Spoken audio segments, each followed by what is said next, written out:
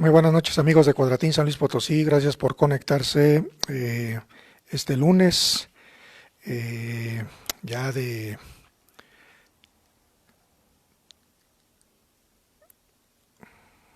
perdón, lunes 11 de mayo, se me fue el avión con eso de que estamos ya en el último tramo de la cuarentena, a veces uno ya no sabe ni qué hacer. Lunes 11 de mayo, pues son exactamente las 9 de la noche con 20 minutos. Trataremos de hacer rápido el comentario debido a que nos conectamos tarde por cuestiones de trabajo. Pero bueno, seguramente ustedes ya estarán enterados de la famosa ley Bonilla. ¿Qué es lo que hay relacionado con este tema de la ley Bonilla? Bueno, en pocas palabras se trata de el gobernador de Baja California, Jaime Bonilla Valdés, quien fue elegido gobernador precisamente en las elecciones de 2018 y pretendía quedarse durante 5 años. Lo que sucedió es de que este gobernador, pues se sabe que es aliado de López Obrador, lo apoyó mucho al actual presidente y el presidente le paga el favor y lo deja como candidato de Morena a esa gubernatura. Entonces, de acuerdo con la ley electoral nacional, Bonilla solamente tiene que ser elegido por 2 años porque ustedes se preguntarán cuál es el motivo. Resulta que el calendario electoral se ha venido homogenizando a lo largo de todos estos últimos años para que en un momento dado solamente haya una elección cada 3 años o cada 6. Cada 3 años cuando haya que elegir diputados federales, alcaldes, principalmente, y obviamente regidores y otros puestos de elección popular que tienen esa duración, pero también tenemos la posibilidad de elegir presidente cada 6 años y también senadores. Entonces, por esas situaciones de que hace algún tiempo el entonces IFE, Instituto Federal Electoral, y ahora INE, Instituto Nacional Electoral, han venido haciendo un calendario de elecciones que vaya homogenizando, insisto, el calendario electoral, supuestamente para empezar a ahorrar recursos. Ese es el espíritu principal y que además el INE tenga el control de todas las elecciones. De hecho, las elecciones de 2021, es decir, del año que viene, serán las más grandes del país. Habrá una buena cantidad de elecciones a gobernador y otros cargos.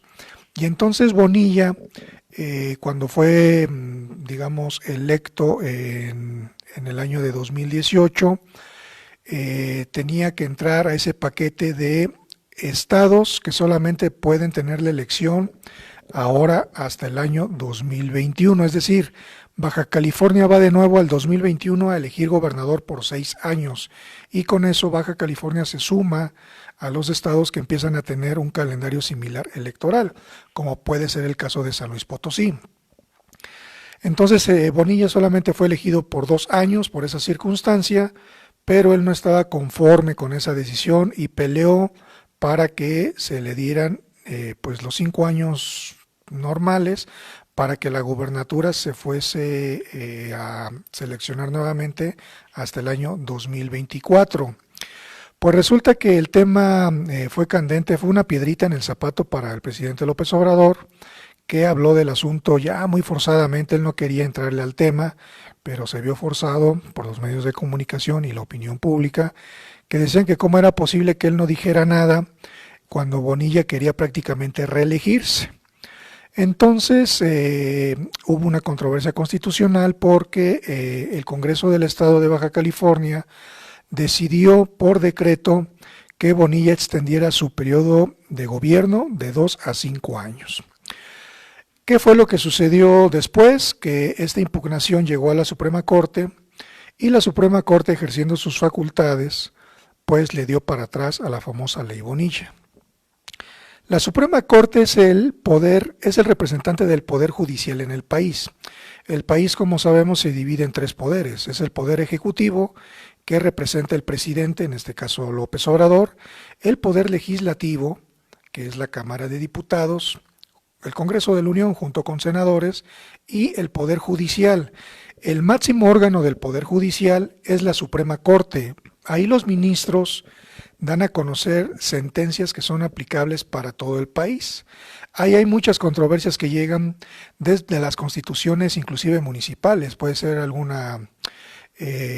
inclusive alguna regla municipal, algún bando de gobierno, después puede ser el Estado, alguna ley que supuestamente viole la Constitución y así nos vamos para arriba. Entonces, si la Corte dice que algo está bien, ya es aplicable para todos los jueces y tribunales del país. Y si dice que está mal, exactamente lo mismo. Entonces, lo que sucedió hoy fue que se cumplió la Constitución política y se impidió la reelección de Bonilla, porque Bonilla solamente había sido elegido para 2 años y no para 5 como él pretendía. Ahora bien, ¿cuáles son las lecturas que se le puede dar a este asunto? Yo creo que Bonilla cometió un grave error durante la pandemia y esa fue, ustedes recordarán, hace poco tiempo, el exhibir las estadísticas de López-Gatell. Él fue uno de los principales gobernadores que exhibieron esta situación. Inclusive recordemos que hubo un video que grabó junto con su secretario de Salud, donde dijo claramente que las cifras de fallecimientos y de contagiados que él tenía distaban mucho a las que daba a conocer López-Gatell en las conferencias de prensa de Palacio Nacional. Y su voz fue sonada, fue escuchada y pues evidentemente fue un golpe tremendo para la Cuarta Transformación, a la que se supone que él pertenece. Yo no quiero decir con esto que la Corte haya tomado una decisión política. Fue una decisión legal a todas luces vista. Todo el mundo estábamos de acuerdo en que Bonilla no tenía por qué quedarse hasta 2024. Pero, si me apuran un poco, el presidente López Obrador y el ministro Saldívar, que es el que preside la Corte, son muy amigos. Y por otro lado, pues yo creo que López Obrador no le dio ningún empujoncito, ¿no? Simplemente de haber dicho, a ver, como que Bonilla ya anda queriendo saltarse las trancas y básicamente les zorrajan, pues una sentencia en su contra. La verdad es que esto puso en ridículo a la secretaria de Gobernación, Olga Sánchez Cordero, porque Olga Sánchez Cordero, recordaremos, fue exhibida en un video en una reunión con Bonilla allá en Casa de Gobierno de Baja California y prácticamente le dijo que no se preocupara. Ahora sí, no te preocupes, Bonilla, tú tienes la ley de tu lado y seguramente vas a ganar esos 5 años que estás pidiendo. Pues la grabación se difundió, se hizo viral y la secretaria de Gobernación hoy queda mal, súper mal en imagen. De por sí la secretaria de Gobernación ya es como un florero ahí en el gabinete de López Obrador, no es tomada en cuenta para nada, a pesar de ser quien debe manejar la política interna. La Secretaría de Gobernación tiene, entre otras facultades, ser el interlocutor con los gobiernos de los estados, el trato directo con los gobernadores, toda la cuestión de política interna, trato con los partidos políticos, etc. Ella tendrá que estar metidísima en la cuestión política del país, pero sin embargo está hecha a un lado, ha tomado pocas decisiones y luego con esto de que apoyó a Bonilla y finalmente la Corte le dio para atrás, pues quedó en peor ridículo. Además recordemos que Olga Sánchez Cordero fue ministra de la Corte. Se supondría entonces que ella debería de conocer un poco más el tejimaneje y los entretelones de las decisiones constitucionales. Si en su momento se dijo que era una locura que apoyara a Bonilla, pues ahora, con esto que sucedió, sencillamente queda ya muy claro que Olga Sánchez Cordero puede ser en un momento dado de los primeros movimientos que haga López Obrador en su gabinete presidencial. Recordemos que la semana pasada sonó muy duro que el pastor del Morena en el Senado, que es el senador Ricardo, él es el que tiene supuestamente la posibilidad de ser el nuevo secretario de gobierno, Ricardo Monreal se llama. Ricardo Monreal es un personaje cercano a López Obrador desde hace mucho tiempo de hecho, fue gobernador de Zacatecas y actualmente es el que le maneja políticamente todas las peticiones que hace López Obrador ahí en el Senado. El Senado tiene una característica, Los senadores son representantes de los gobernadores o de los estados prácticamente en el Senado, a diferencia de la Cámara de Diputados, que son los representantes del pueblo. Es decir, cuando uno elige un diputado, ese diputado tiene la obligación de representarnos a todos los que votamos o no votamos por él en ese distrito. Pero los senadores, a pesar de que también son elegidos por nosotros, tienen más la representación de los estados, son los que se encargan de negociar lo que le interesa al estado en lo político, en lo económico y en muchas otras situaciones. Entonces los senadores tienen, por eso es la Cámara Revisora y tienen muchas decisiones en sus manos muy, muy importantes y muy relevantes para el país, y muchas de esas decisiones de López Obrador han pasado por manos de Ricardo Monreal, y Monreal en su momento, insisto, fue mencionado como el posible sustituto de Sánchez Cordero. Después el propio Monreal salió a decir que no es necesario hacer cambios en gobernación, que Sánchez Cordero se debe de quedar ahí, pero recordemos que cuando el río suena es porque agua lleva. Entonces no sería nada extraño ver ese cambio importante en el gabinete, porque también es cierto que Marcelo Ebrard, que es el secretario de Relaciones Exteriores, ya se convirtió en el apagafuegos de la Cuarta Transformación, y puede llegar un momento en que, una de dos, o ya se le empiezan a salir de las manos las cosas, o dos, que empiece a abrirse flancos para que lo empiecen a golpetear y vayan bajando sus bonos de cara al 2024. Sabemos que Ebrard pues, es uno de los potenciales precandidatos a presidente del país, y el hecho de que suene en Monreal pues puede ser significado de que él entre al quite también en cuanto a la política interna, y junto con Ebrard empezar a manejar todo ese asunto, la política interna y la política internacional, y no que Ebrard tenga que cargar con todo eso, porque Ebrard, como ya le hemos venido mencionando, pues es el operador favorito de López Obrador. Entonces la noticia política importante del día, insisto, creo es esta de Bonilla fuera del gobierno de Baja California el próximo año. Ahora bien, la pregunta es, ¿se le acabó la reelección a López Obrador? Miren, ¿por qué preguntamos esto? Cuando surgió la famosa ley Bonilla, se dijo que era un experimento del presidente para ver cómo reaccionaba la gente, por un lado, y si pasaba esa ley, por otro.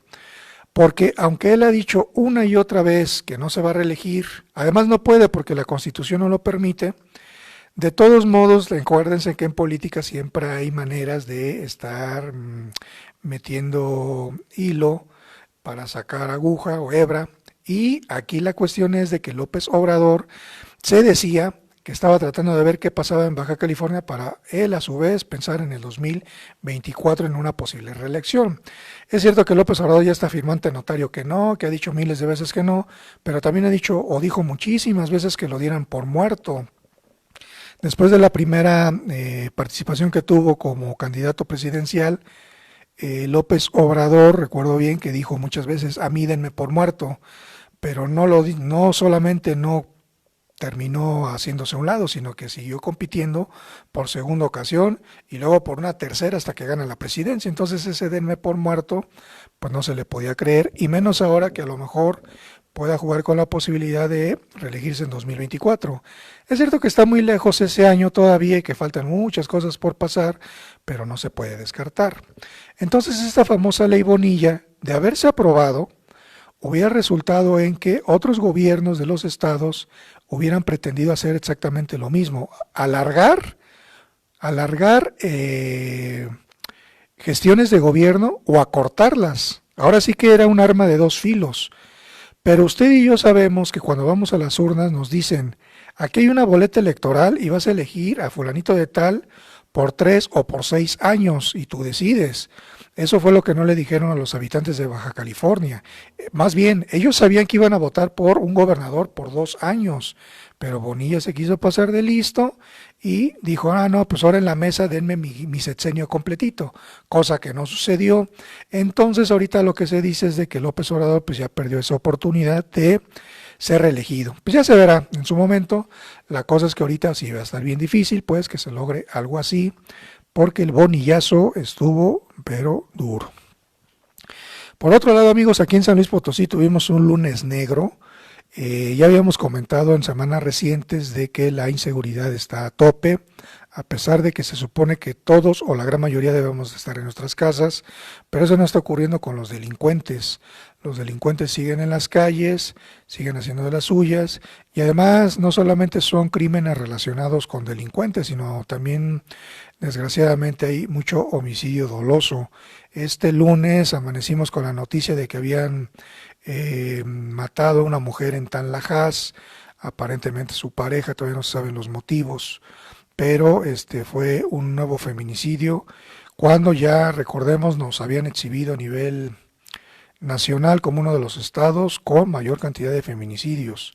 Y eso la verdad es que es un tema ya muy delicado y desgraciadamente hoy en Tanlajas un nuevo feminicidio.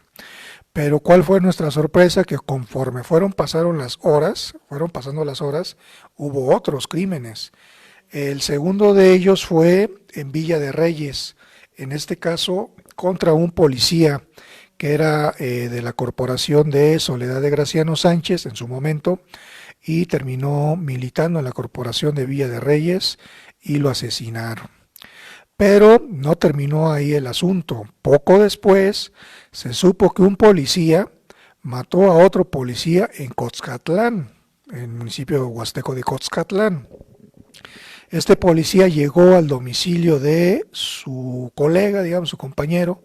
No se sabe si eran amigos o no. Yo creo que sí se conocían porque fue directo a su domicilio, disparó el arma, no se sabe si es la de cargo, se supondría que sí, y lo mató dentro de su casa. Un policía contra un policía en Coxcatlán. Y todavía, por si fuera poco esto, un estudiante de criminalística allá en Río Verde también fue asesinado. Imagínense cómo estuvo este lunes negro, pero negrísimo en materia de inseguridad.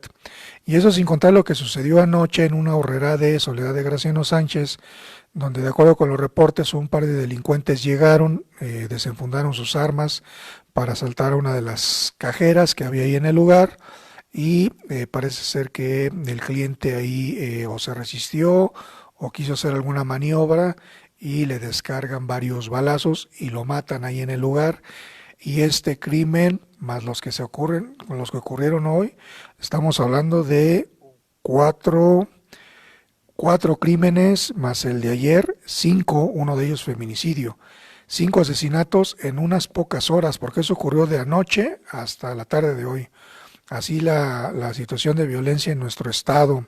Por si fuera poco, ya no es materia de crímenes, pero en la mañana se dio a conocer que tanto un policía como un militar dieron positivo a coronavirus. Eso fue en la conferencia de prensa matutina de salud, que ocurre todas las mañanas a las 10 en punto, a través de la página del gobierno del estado en Facebook. Y además, bueno, pues ya habíamos hablado la semana pasada de cómo nos trataron un par de análisis nacionales y San Luis Potosí la verdad es que está mal. Ya se había comentado que el municipio de la capital potosina, San Luis Potosí, Soledad de Graciano Sánchez, Matehuala y Ciudad Valles son los peores municipios en materia de seguridad pública. ¿Qué está pasando en estos municipios? No lo sabemos, pero lo que sí sabemos es de que está faltando estrategia, está faltando mayor control y que urge empezar a generar nuevas políticas de seguridad en esos lugares o estrategias o lo que gusten y manden los mandos policíacos porque ya urge que se baje esta escalada de violencia que ocurre en el estado. Además, seguramente ustedes supieron, el pasado fin de semana hubo el cambio de mando en la Guardia Nacional aquí en la entidad. Fue un cambio raro, inesperado y fulminante, ¿eh? Sin agua va.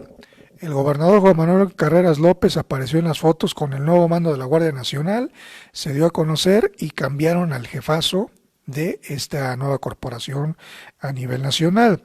El nuevo mando se llama Héctor Aldape Gallegos y sustituye a David Vázquez Orozco, que solamente tenía 7 meses al frente de esta nueva corporación policíaco-militar. ¿Qué sucedió? Bueno, pues parece ser que los resultados están a ojos vistos de que no se logró frenar la violencia, ni los crímenes, ni la criminalidad en San Luis Potosí, a pesar de la llegada de la famosa Guardia Nacional. No se trata de cargarle todas las pulgas a la Guardia Nacional, desde luego, porque aquí también hay policía estatal y hay policía municipal, hay 58, maltrechas, sin armas, mal pagadas, pero ahí están. Y también tenemos a la policía de investigación, que en este caso se hace cargo de esclarecer toda clase de delitos, principalmente los de alto impacto. Pero, ¿qué sucedió? Hubo un cambio en la Guardia Nacional. Esperemos que ese sea el golpe de timón que está esperando San Luis Potosí para que ahora sí se pongan a trabajar. Y me vuelvo a preguntar, pues, ¿qué va a pasar en el caso de la Secretaría de Seguridad Pública del Estado, donde pues siguen pasando los días y no se ve claro qué va a ocurrir ahí, qué está sucediendo? Evidentemente, Jaime Pineda Arteaga, que es el secretario, no puede ser el que tenga la varita mágica y lo resuelva todo. Para eso también tiene mandos policíacos, jefes de coordinación, etc., etc., hasta llegar a los policías, pero evidentemente él es la cabeza y tendría pues que ya salir al claro y hacer algo, ¿no? Porque además, fíjense ustedes, no sé si lo sepan, pero todas las mañanas hay reuniones de seguridad del gobernador Juan Manuel Carreras con Pineda, con el mando de la Guardia Nacional, con el superdelegado Gavino Morales, y con alcaldes y con los mandos de tanto de Soledad como de San Luis Potosí. Pero pues uno se pregunta, ok, está bien que se reúnan en las mañanas, pero pues ¿a qué se están reuniendo? ¿Cuáles son los resultados reales? ¿De qué nos sirven que nos manden comunicados de prensa dando a conocer supuestos resultados que no dejan de ser numeralia realmente, pero no se ve que ya en los hechos hay una baja incidencia criminal, que sería lo esperable en San Luis Potosí? No nos podemos conformar con ser un estado que está a media tabla en muchas cosas, entre ellas la inseguridad, porque a final de cuentas eso no importa. Comparado con a nivel nacional, pues está bien, pero ya en lo interno estamos muy mal. No puede ser posible que haya tanto crimen cuando estamos precisamente en una sana distancia en la que la gente debería de estar en su casa y sin embargo siguen ocurriendo asesinatos de todo tipo, ¿no? Es un verdadero problema esto que está ocurriendo ahí en estas mesas de seguridad porque, pues insisto, no se sabe exactamente qué decisiones estén tomando porque no se reflejan aquí en San Luis Potosí. Por último, amigos, me gustaría comentarles los números del día de hoy. Bueno, a nivel nacional tenemos ya 36.327 personas contagiadas de coronavirus, 1.305 más que el día de ayer, y hemos llegado a 3.573 defunciones, 108 más que ayer. Estamos llegando ya a cifras alarmantes. Las entidades con mayor cantidad de contagios son la Ciudad de México y el Estado de México. También se dio a conocer un dato que me parece fuerte, que es el de el personal médico. Y lo comento porque también yo creo que mañana platicamos con más calmita de ese asunto. Aquí en San Luis Potosí se dio el caso del Hospital General de Valles, donde la Secretaría de Salud, así como actuó con la central de abastos, que no dio a conocer en su momento el brote, pues tampoco lo hizo con el Hospital de Valles, este Hospital General, que está bajo administración de la Secretaría de Salud, y resulta que hay más de 12 o 13 casos ahí de personal de salud contagiados. No es extraño, no es nada del otro mundo, porque precisamente hoy en la noche, en el informe técnico, se dio a conocer que, desgraciadamente, hay... ¿Cuántas personas creen ustedes contagiadas del personal médico en el país? Son 8.544 personas que dieron resultado positivo a coronavirus del personal médico, 8.544. Si esto lo comparamos con los 36.327 acumulados, estaríamos hablando de que son 8 por 4, 32. Alrededor del 20% de los contagiados en el país es personal médico. Desde luego que esto es a raíz de que ellos son pues el frente de batalla, son los principales que están al frente de atender a los contagiados, y desde luego que su riesgo es mucho mayor. De ahí que se les tiene que apoyar, se les tiene que consecuentar en el sentido de que hay que comprenderlos también y desde luego dotarles de todo el equipo médico necesario, porque ellos también se enferman, son seres humanos, también ellos pueden contraer el coronavirus y las cifras ahí están, el 20% de los contagiados son ellos, pero desgraciadamente estamos hablando de 111 defunciones en el personal médico a causa precisamente de este COVID-19, de las 3.573 en el país. Ahí sí la incidencia es muchísimo menor, no sabemos la razón. Obviamente también va, creo yo, pues en concordancia con las cifras globales, pero pues no deja de ser de todos modos preocupante que 111 personas del personal de salud hayan fallecido. Entonces aquí en San Luis Potosí 13, tan solo ahí en el Hospital de Valles, y no se había dicho, y la realidad es de que la pandemia en nuestro estado sigue increciendo, es decir, todavía no hemos alcanzado el pico de la curva. Apenas entidades como la Ciudad de México, que es el principal foco de contagios del país, está llegando a ese máximo. Hoy lo dijo López-Gatell, que ya casi se alcanza el máximo y va a empezar a registrar un descenso. El asunto es que los contagios en la Ciudad de México ocurrieron por lo menos 2 semanas antes que en San Luis Potosí. Entonces yo creo que el próximo jueves, cuando López Obrador dé un adelanto de qué entidades, o mejor dicho, qué municipios de las entidades pueden regresar a las actividades, para mí que de San Luis Potosí van a ser muy poquitos y a lo mejor con cierta reserva, probablemente hasta ninguno, porque ya hoy llegamos a casi la mitad de la entidad con contagios, son 28 municipios, entonces de los 58. Mañana seguramente se va a rebasar ese 50% y uno de los criterios es de que un municipio para que regrese a la actividad no debe de tener contagios, pero tampoco ser vecino de un municipio con contagios. Y aquí prácticamente ya quedan todos relacionados. Creo que son como 5 o 6 los únicos que quedan libres, que no tienen coronavirus ni que son vecinos de un municipio con coronavirus. Entonces prácticamente ya nos estamos condenando a salir de la cuarentena hasta el 30 de mayo, que es la fecha límite que se puso en un principio para terminar con el encierro y volver a las actividades de manera pues inteligente, de manera moderada, pianito pues, para acabar pronto. En fin, amigos, les agradezco mucho, se hayan conectado esta noche. Trataremos de hacerlo así, más breve, para que bueno, pues también pueden ustedes dedicar el tiempo necesario a otras actividades. Les agradezco mucho, mi nombre es Armando Calderón, que pasen buenas noches, pues nos conectamos el día de mañana ya 12 de mayo, para ver qué sucedió, pero el día de hoy estuvo trepidante informativamente hablando. Que pasen muy buenas noches, hasta el día de mañana.